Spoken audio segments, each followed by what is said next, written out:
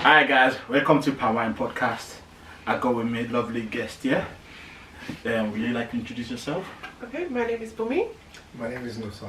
Alright then, so yeah, I got Bumi and Nusa here and we're going to discuss the topic SARS. As you all know, there's a situation going on in Nigeria now, a massive protest regarding SARS operative, and we just really want to talk about it and make people aware of the sort of role SARS was made to, created to fill, but unfortunately they've just gone astray. So, Bumi, do you know or do you have any idea what SARS means? So I've heard of SARS before a few years ago, because obviously it's not something that's new. But you know, like other people that probably follow, you know, the hot Instagram Nigerian pages and stuff like that, there is a big kind of ENDSARS campaign going on at the moment. And to be honest with you, I hold my hands up about it. I didn't know exactly what it was, you know, or what it stood for or anything. So I asked, and I understand that it's kind of an arm of the Nigerian police, and you know, whatever they were set up for, they seem to be focusing on, you know, young men in Nigeria, and you know, they're all becoming kind of victims of police brutality. So that's my understanding. What about you, Nusa? I think SARS is Special Anti-Robbery Squad. Yeah. Which were they were actually set up to actually deal with the rising crime and kidnapping and crime rate. But I think over time their attention has drifted away from the core purpose why they were set up to actually now start molesting and extorting young men who are driving big cars, who they see driving big cars, having fancy dresses and using the iPhones and the rest, and they start profiling them as criminals and people who are into fraud and try to extort and get money from them. Yeah, it's good because the thing I've been really hearing about from people that back home that's going to this protest actively is iPhone. And to be honest, I look at iPhone and I'm thinking, did Steve Cook or... So iPhone is a trigger? Is... or it's a characteristic? I think what they do is, I think there are apps that they feel like people use for internet fraud. Okay. So I think iPhone is mainly used for internet fraud. So when they see you using iPhone, they just believe like you are into internet fraud. So you're saying that Nigerian SARS don't rate Android? They don't rate Samsung? I think if you're into internet fraud, I think you're using Android. Yeah, that's right. Samsung in the bin. Yeah, so just like I've been seeing a lot of stuff, and to be honest, like it's very peaceful, man. I remember when I was in primary school in Nigeria, and there was protest, and you have to have a green plant in your hand, and then there's like tear gas everywhere, and there's like everybody's just running helter skelter. But this one, like I'm seeing people having fun at the same time sending a message out. So with this, Bumi, would you say if you go to Nigeria, do you feel like, oh, I know you go to Nigeria almost every year, right? When there's no lockdown. But yeah, do you think like, have you ever had any experience with SARS? I haven't had any experience of SARS. Probably because I'm usually with family and I don't speak a lot when I'm outside of the house for obvious reasons.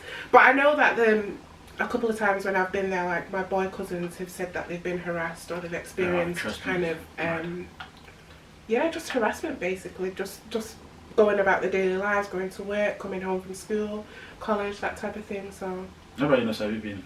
I think I've got like some experience, but maybe I'll just share one now. Like there was one time years back I used to work in Nigeria, so on my way to work, you know, they have the normal roadblock, so they stopped me and said I should park by the side of the road.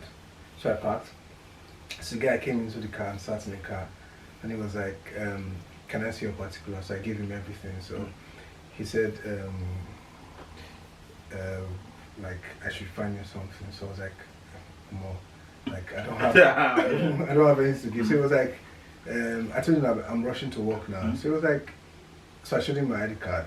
It was like, I better drop that one. You're teaching only that working.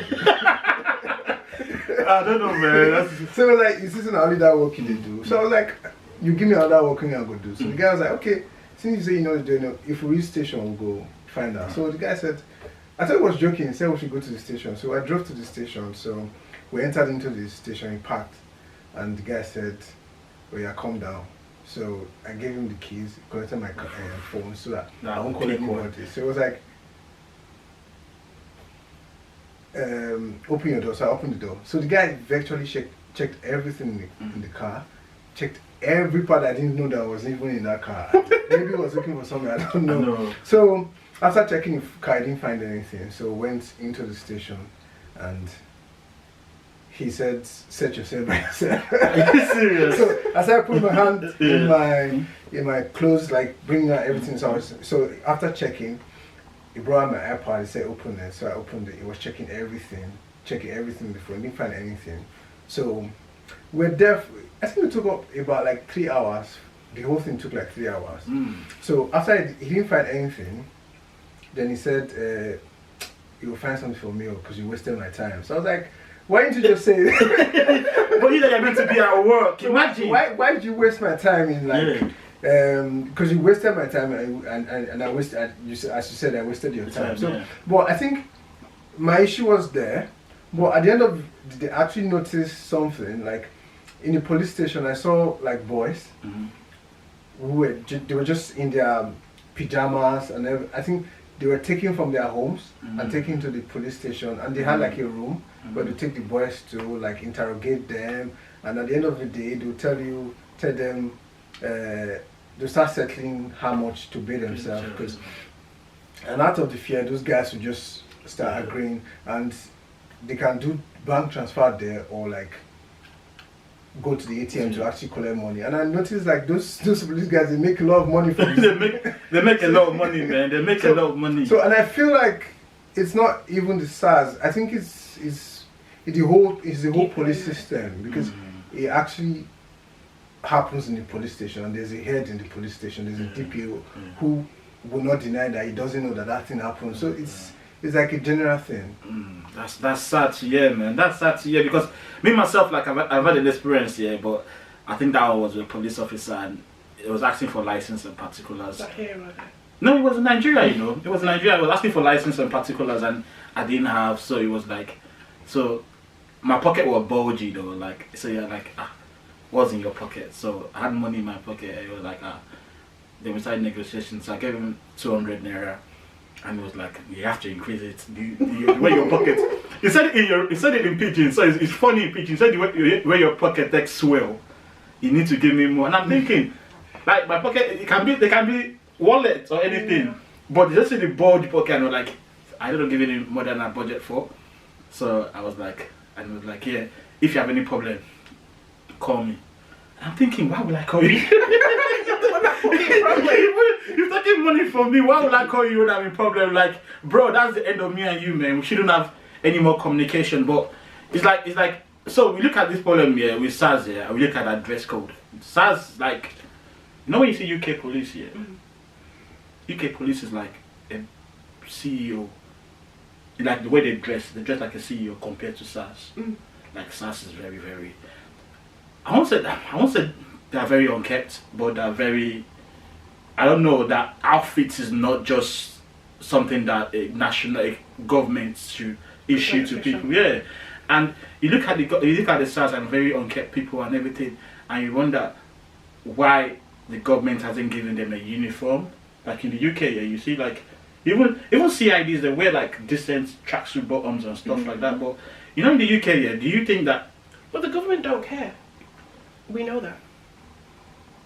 The government must care because they send them out there to do stuff. Yeah, that's what I mean. They send them out there to do that job, but they don't really care about how they do it or what they're doing when they're out there. So why should it matter to them like how they're perceived by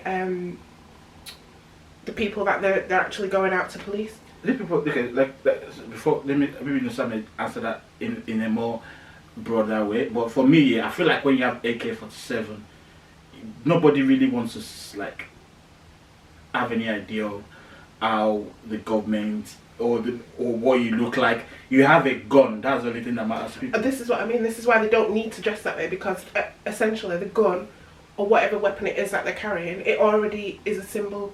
Yeah, but you have to understand. I'm robust to carry a gun. Yeah. So and what, openly like that? Inside from sorry, Nigeria. Edo State. Those people. Do you know this thing started in Edo State? This ENDSARS sort of thing. You went mad in Edo State. Like Edo State was one that really blew this thing up, and because like they keep harassing guys in Edo State a lot, and they keep harassing everybody there, so like they blew it up a lot. But in Edo State, do you feel like you guys are becoming wide awake now? This Edo no be Lagos thing really took off a lot. I think it's not only Edo State. I think the Nigerian youths, they are all fed up. I think I think it has come to, people have now come to realize that enough is enough. Like, if we don't take the future by our own hands, then nothing's going to happen. Like, the leaders are not for us. And I think Edo State have realized that when you work together in one force, you achieve a lot. Because I think it happened in the just recent election. So they've noticed now, like, if everybody speak in one voice, you're gonna achieve a lot.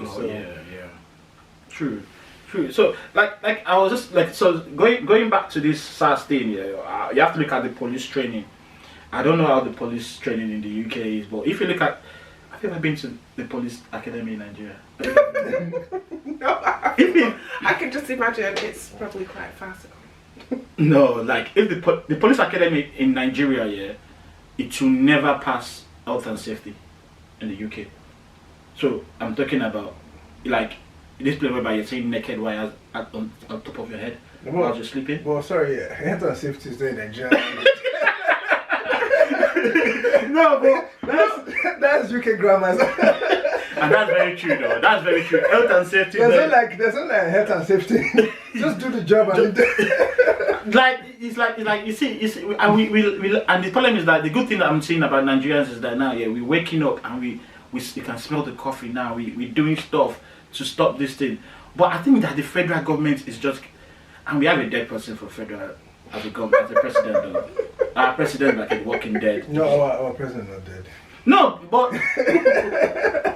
he's not dead physically, but I don't know, like, you know, like this stuff like this happen in the UK. Yeah. Boris Johnson will be on TV in the morning and the evening, giving everybody reassurance, making sure everybody is calm, making sure that we have a sense of he has a sense of understanding of what is going on. But our president is just. His brain. Did you see the video of him when Lagos State Governor was trying to brief him on what he's trying to do, and he was laughing like, come on, because it was even disconnected from the conversation. It wasn't even like in tune with the and the guy was like, Lagos State Governor was like, I'm like, what the? And he just came out laughing. I'm thinking, and this is the problem, like when you look at that kind of president, that's not giving people reassurance, then you wonder why SARS won't do what they do. And just, do you guys know that they're changing them from SARS to SWAT? Yeah. So like somebody gave me the acronym of SWAT today, and it says SARS with another title. And you look at those things and you think, why do we have to have a change of name for SARS? Why can't SARS become a place like this country that have CID, they only come out when there's special events. Why can't SARS be like that in Nigeria? Do you know why? Why can't SARS be like just for? Yeah, I mean, because if they're trying to stop, robbery and fraud and stuff like that, why are they not Why do they not have better intelligence? So why can they not, be more covert in their investigations and stuff like that? Why do they have to be physically there on the street stopping people that have got iPhones and checking their apps and things like that? It just, there's just, to me, with my English eyes, I feel like obviously there's always a better way to do anything, that is done in Nigeria, but maybe. No, I think the SARS is not the only unit in the police. They've got the SSS, they've got the CID, and they've got the mobile police. So I feel like when you talk about SARS, it's not only SARS. I think the entire police system is actually in a very bad state in Nigeria. So I think it's not even about changing the name. It's about like reforming the police. It's about like changing their way of thinking. It's about giving them better welfare. Like making sure they are okay. Because if they are financially okay, they won't go out begging. Because an average Nigerian policeman is a beggar. Definitely. The first thing an average policeman says beggar is like, uniform. what you want, what you get from me. Do you get what I mean? So I think it's that reform, and it's good that the Nigerian youth and the protests. I think it's the first time the Nigerian youths they're coming out like solely. I think this is a protest driven by the youth themselves. Like, so I feel like they should be able to. We the youth should be able to use this avenue to put the spotlight on the Nigerian police to actually call for reform. And I feel like what we should also say is we should also beg the international community to help us reform the Nigerian police, because if they're saying because I was hearing on the news they said they want to start training of the police. Like training, you don't just start training. You don't just wake up in the morning and say start training. I feel like they're just telling the youth what they want to hear. So I feel like there should be more like it's a plan, like a step-by-step plan, and saying, oh, this is how we want to train. Because are you going to say it's the same people, because they said you want to train them in the police institute? Are you see the same police people that have trained them all these years? Yes, they want to train them again. So I feel like we should beg the international community, like countries who have good police force, like the UK, they should come, like maybe mentor the Nigerian police or something. Because if you say the same old people who want to train them, then I feel like we're not going to make headway. Yeah, and that would bring me to this topic. So I was watching something today, and these northerners here, they was always complaining. So in northern parts of Nigeria, some people may not know, there's a lot of banditry. You got Boko Haram, herdsmen, you got loads of riffraffs. They're just doing what they want to. And the problem is that SARS that is disturbing us in the southern part and not disturbing them in the northern part. But the problem is that they need SARS more in the northern part. And I'm thinking, is there any way that they could just like rally up all the SARS guys and say, you guys are moving nuts? Well, I think we should not forget that the SARS actually have the natural role which they were created for. They were like meant to fight crime. I will give them credit. They still fight crime. They're very, just that I think now the disadvantage is now more than the advantage of. So I feel like it's not like we still need them, but I feel like the entire police force needs to like be trained, reformed, and it's crazy. Have a new sense of purpose. Because like, so for me, I don't know if you've been to northern part of Nigeria, have you? No, not yet. You'd be a hot cake there. They'll just kidnap you. Easy money, man. They'll just bring your dad and mom, they'll just send them pounds as quickly. So for people that are listening here, northern part of Nigeria is somewhere you don't want to really go on a tourist visit, because those places are. Even the governor got attacked twice. I'm talking about the governor of a state here that has soldiers, SARS, police officers, and his convoy got attacked twice in that area, and for me, I always feel like. Who attacked it? Boko Haram. Oh, sorry, You don't know about Boko Haram. I do. It's just like no, but that's not in like all over the north, is it? Like all over the north is just messy. It's sort of messy. So Zamfara, they said they found gold in Zamfara. So Zamfara has these guys that are like doing illegal mining. Oh, okay. And those ones got their ammunitions as well. You got people in Kaduna. Is it Kaduna? They don't have the southern Kaduna. They're killing them because I think majority are Christians and stuff like that. So it's a little bit of a all over the place sort of situation. And they were protesting today saying that they want SARS to stay because their life is in jeopardy, and I don't know why the government hasn't like provided a like said, okay, come, either we will train the military or we will train the SARS guys to become much more equipped, like give them better bulletproof cars or whatnot, and just send them to the north. And what we now witnessing in Nigeria now is a situation whereby the system is so corrupt, like the way police officers are corrupt now, the police from the top is corrupt now. Like we're witnessing that thing a lot, and we don't have like we the Yorubas or the southern parts of Nigeria or the southwest or south, we don't really want to die compared to the northern part. Northern parts is just like this. If they don't like a police officer, they'll just kill him or stuff like that. Yeah. But with us here, I don't think any of us really want to die. So it's like they always put pressure on us, and then that's why we always depart with our money, depart with our phones or whatnot, or kill us easily. But they can't do that in the north.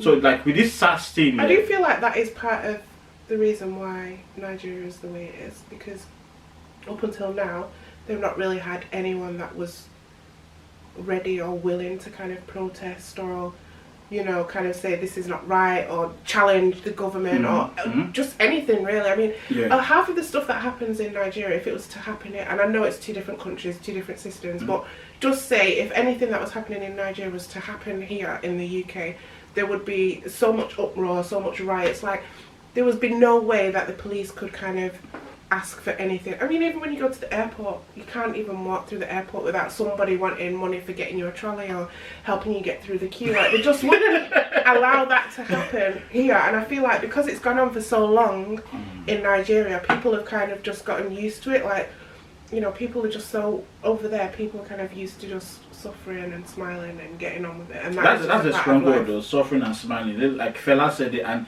the problem is that Fela wonders about all these things and we don't never pay attention to it because we always feel like every Nigerian is an oppressor. So an oppressed.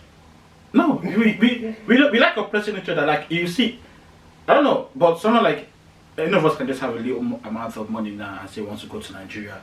The next thing you want to see do now is have police officers with the sirens on the van, like claiming part for you and stuff like that.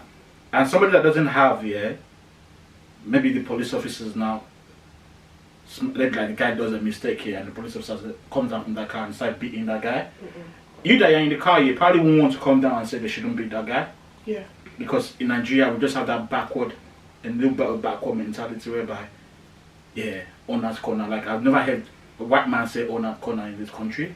Yeah. But you hear something like that in Nigeria, owner's corner. And it's like, we don't really help each other. Like if SARS is pulling like in this country, or should I say America, I've seen a lot of videos in America whereby police officers will pull someone over. And next thing you see like two other people are parking next to the police officers and asking them what's going on. You get what I'm saying? Like wanting to know what's going on because why are you just pulling up over this person? Okay, I can say America, maybe there's a little bit of racism involved with that. But in the UK, in Nigeria, they can pull you over. Like nobody really cares in Nigeria. Like they'll pull you over. Well, sorry to add this. Like it's not like people don't care, but when you have a police officer carrying guns, you'll be scared to actually confront. Here, you actually see police officers carry guns, but Nigerians they always carry guns. So, what are you gonna do? How are you gonna stand your ground with somebody who's carrying guns? You should be. It's true though. It's true. So you run. It's not like they don't want to help, but it's just because most of them are scared. True. And again, with what I've witnessed, like coming from these SARS guys, even my friend that go to Nigeria a lot, is always getting pulled over, and then why would a police officer have a POS? Well, I don't know how true that. but why would a police officer have a POS? Like, what is the deal with the POS? and the IG. To be honest, I feel like all these celebrities here, they're just doing it for the whole hype. It's like, you know when they're having that George Floyd thing in America, and some of them will just go there, take a picture and leave. I think that what they're just doing it for the hype. I think when it's all said and done, yeah, some of them will get paid off this. Yeah. Some of them will get paid off this, and some of them will just like say, okay, they protested, yeah, but they got paid off it. I feel like even if they are doing it for the hype, but they are also helping with the publicity because they've got a lot of followers on Instagram. They've got a lot, and a lot of people are now seeing that, oh, if the video can come out, then I can come out. If any celebrity can come out, then I can come out. And you now see now, like, a lot of celebrity are now coming out because they see their other colleague coming out, so they feel like they don't want to be left behind. So whether good or bad, it's for the movement. Yeah, and for me, I want this into what I want this into also go as far as the lack of electricity in Nigeria, the lack of good hospitals. Like we have a lot to protest about in Nigeria. What I mean when I say things have gone on the way they are for so long. We have a lot to protest about in Nigeria. Okay, for example, where I live, we've had maybe 2 or 3 electrical outages that I can remember the whole time I've lived there. And the minute the electric goes off, everybody's out on the street. Oh, the electric's gone off. Has anybody phoned? I'm like, you know what I mean? Yeah. We're not used to it. First of all, we don't want to get used to it. And even if it was to become a regular occurrence, there would be uproar, and that is what has been missing in Nigeria until now. Yeah, and that is definitely like even little electric. You know how much Nigeria is losing from investment by like lack of security and no electricity in Nigeria. We're losing a lot of money from investment, and problem is that I think right now the energies. I like this energy, man. Me, I love it, man. No, and I think it's going to be good for us because I think when this ENDSARS fight has been won, we'll start looking at other ways of putting the government to action. Yeah, true. And now I like that we've not been able to know that we have a force. Definitely. We've not known that.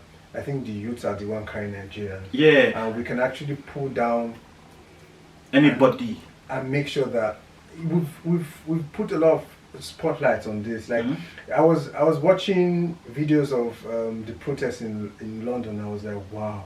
So you have this much Nigerians here, and if you see protests in different countries, you see a lot of Nigerians. So I feel like we can voice that in everywhere we are and make sure that the whole world sees the problem in Nigeria. Definitely. Because for Nigeria, like the most populous black country in the world. Yeah, like there's enough of us. There's enough of us. But Manchester is doing his own protest as well. I think it's also the most distributed. Saturday 17. I think Nigeria is also the most distributed black country. I always say there's Nigerians everywhere, apart from Antarctica. That's the only way you say Nigerian.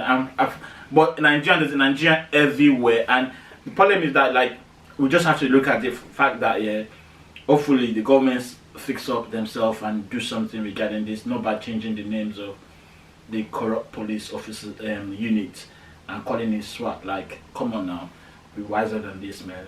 This is social media era now, whereby one thing like that is in the world already. Like you can't take it back. That's the problem with social media. You can't take it back, and the Nigerian government not saying anything.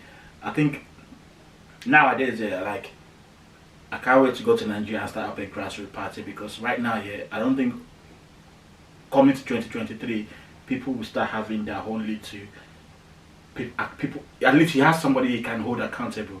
Like you have one person, like you start up a grassroots party, start doing your own party, start making sure that you're fixing up everything, and hopefully the police officers, like I don't know how much the UK police officers, like the new ones, are getting, but I'm not comparing pounds to naira.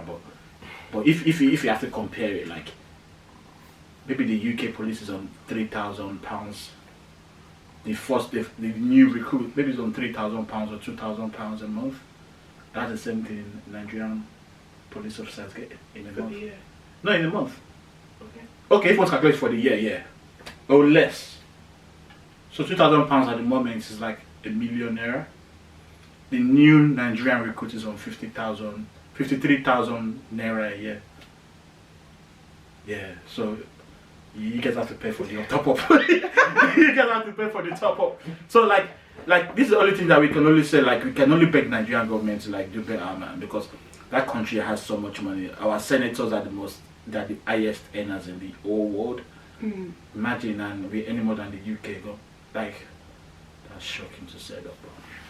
Yeah, we any more than the UK, and it's just like we just. I really take this particular thing passionately because I always feel like there's always a Nigeria where I want to take my kid to in the future, and I'll be like, yeah, it's in Nigeria. You know, don't be afraid. Don't be afraid, and don't be love the country and everything, and do more for the country. But I hope this ENDSARS is gonna be something we take forward. We don't stop, and we won't stop here. And hopefully it goes further into the future. Whereby it will. This is the beginning. This is the beginning, this is man. This is a wake up. So yeah. But on this note, like, do you have anything else to say regarding this? No, sir. I would say like I'm liking the energy. I'm liking that the Nigerian youths are finally woken up, and then because you can see that it's the fight is for everybody. There's no person in the front for it. It's just everybody, and I feel like if you look at the protesters, if you look at them, you see there's a lot of frustration within them that they're trying to just pull out. And if you see a lot of people outside, it now reminds you how the jobless situation in Nigeria is.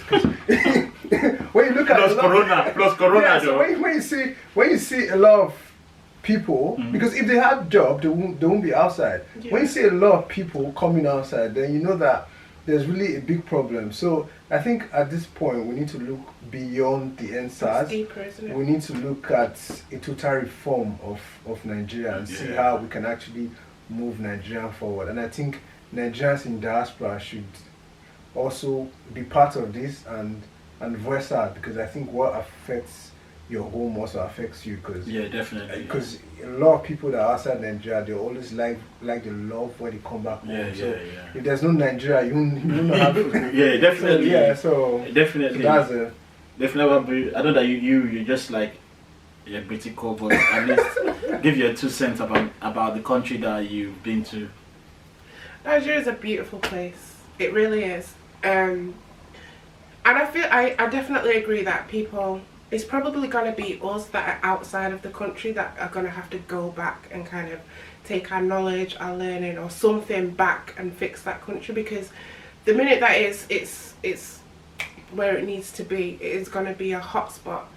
But right now, it's also a hot spot. No, it is a hot spot. I know that myself. I like to go there. I like to go on the island and go to the clubs and stuff like that. But you know, it's a little bit deeper than that, and this, I feel like, is the beginning, because it's alright for our parents, well, my parents, to be like, oh, go to Nigeria, go and enjoy, The Nigeria that they left is not the Nigeria that I'm going to now. True. You know, and I feel like that's what they don't understand, and the people that are in government are from their era, so it was different for them, which is probably why they have this SARS unit to come and get these youths that are kind of, you know, doing fraud and doing this, that and the other, but they don't have jobs. And they want money, they want the flashy, they want the Instagram lifestyle, so they have to do something. But there's a disconnect in the older generation and the new generation. But, you know, we're a bit more vocal, we are protesting about it, and hopefully, you know, this is going to be the beginning of the end of them and the start of... So is your ENDSARS coming to protest in Manchester? We will be there live and direct on Saturday, the 17th of October 2020 in Manchester. Alright then, yeah. So, for me, yeah, personally, I just feel like Nigeria should just, like, I love this energy. We should keep going. What's it called? This Hong Kong did that one for like 2 months or 3 months protest. I feel like, and everybody's chipping in. Like I'm saying, like big corporations now sending food, paying for water, paying for raincoats, umbrellas, and stuff like that. And I feel like this is the revolution we need, man. Like, fella can't die for that, and then Nigeria is still the same. Like, this is what we need, and I think we're on the right path. And me, I can't be in the thingy, but I'll probably do a GoFundMe if possible, innit? Like donate towards anything, like so, like yeah. So on this note, yeah, this is where we leave PalmwinePodcast. And SARS, we don't hate you, but we just feel like you guys should treat people a little bit better with respect, and that's where we head. Peace out. Peace out.